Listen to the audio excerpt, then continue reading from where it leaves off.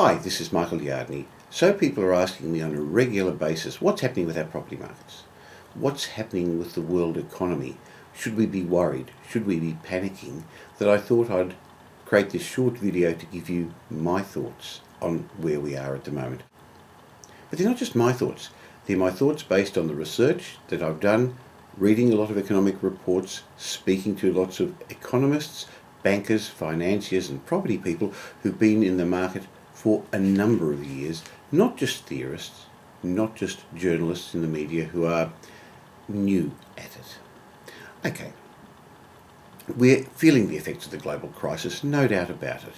There's a stock market crash, there's lots of bad news in the press, and we're getting a bit of a credit crunch here too. Our stock market's gone down, our interest rates have gone up, and property values are starting to fall in some areas, and people are nervous.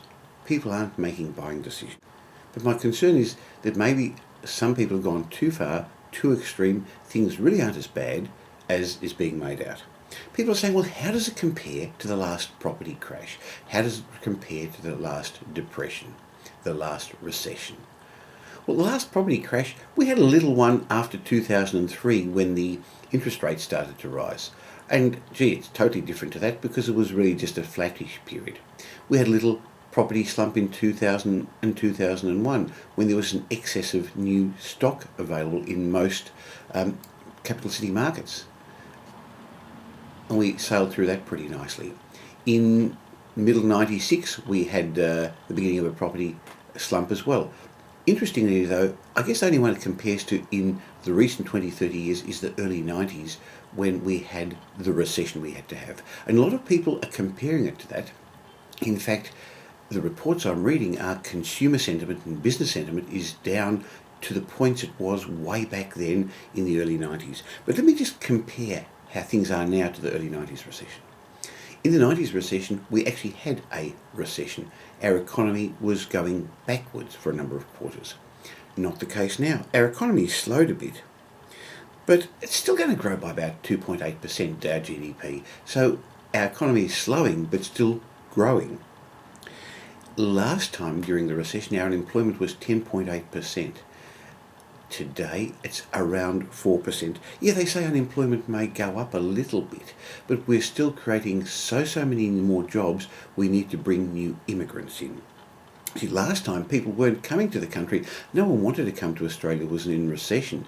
At the moment, we're allowing close to 200,000 new immigrants in a year, and we need them to help fill the jobs that are being created by the mining boom and our economy that's doing so well.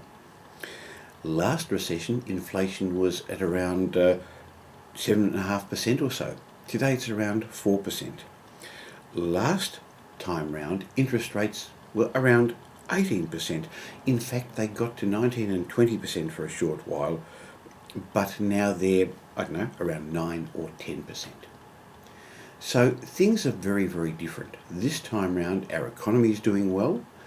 We haven't got unemployment, so people aren't losing their jobs, so people won't lose their houses. And because of the way we live, because of demographics, even for the same number of people, we need more houses. But because we're getting more people in, we need lots more houses, and we don't have an oversupply of property like last time round. We actually have a huge undersupply. All this means that, yes, we're having a rough time, but things are a bit different. Most importantly, we've come out of a period of time when money was easy, money was cheap, banks would lend you lots. Things have changed. Inflation's high, money won't be easy for a while, and the way many investors invested successfully over the last couple of years just won't work. You won't be able to buy any property anywhere, go away on holidays, come back and going to make money. So the rules are different, and that's one of the reasons Ed Chan and I are putting together our Understand What's Really Happening in Our Property Market seminars. What we're going to be doing is going into much more detail about the research that we're both doing for ourselves personally, for our clients, and for you, the readers of my property e-magazine. We're going to explain to you the way you're going to have to invest in property if you want to make money over the next couple of years, because the way lots of investors have invested in the past won't work as well. We're going to show you how to invest in the upcoming years because the markets are changing. So therefore, if you're a beginning investor, somebody who wants to start, come along to this round of seminars, because you're going to have to understand how the rules are different this time round. You may as well get it right from the beginning. For experienced investors, we're both going to be discussing things at this round of seminars we haven't discussed before. So therefore, again, I believe you should come along to understand how to invest this time round, because in the next little while, the investment market will be different.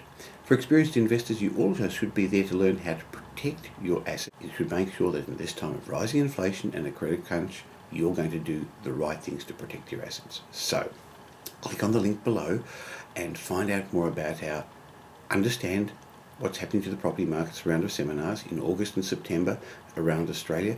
Come and join us. We look forward to seeing you there and explaining what I think is going to happen, what many other experts think are going to happen in the property markets over the next couple of years, and how you can take advantage of them.